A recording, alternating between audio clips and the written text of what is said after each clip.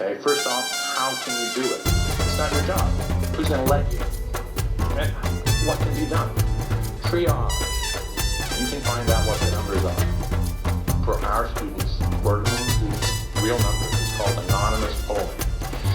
If it cost $1 million, I could ask you for $1 million and you'd be all impressed and give it to me. It involves a penny.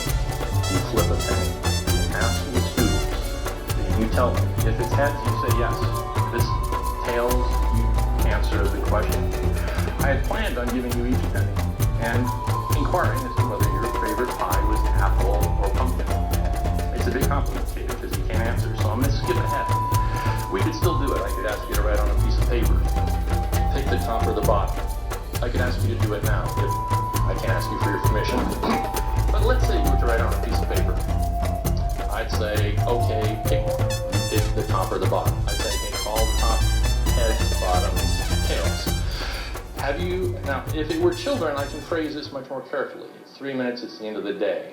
It could be phrased as, and you will spend hours deliberating this. Believe me, the question can be phrased. Has anything happened that you were uncomfortable, that you felt trapped and you couldn't share with an adult? It could be that simple, and you can have an answer that will not upset parents, it won't upset the kids. If I ask, excuse me for pointing, but one of you, whether your favorite pie is apple or whatever, you won't tell me. But I can ask all of you.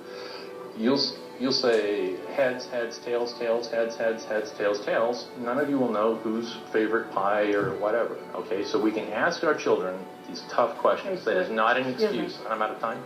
Yes, wrap up, please. To wrap up, please consider, and perhaps we should have a discussion. We could have a meeting, board meetings, talk with you people, whatever is necessary. One thing I was very encouraged, you are all so motivated, and we're all talking about money. Please don't think about any of these things. It's not an issue of money.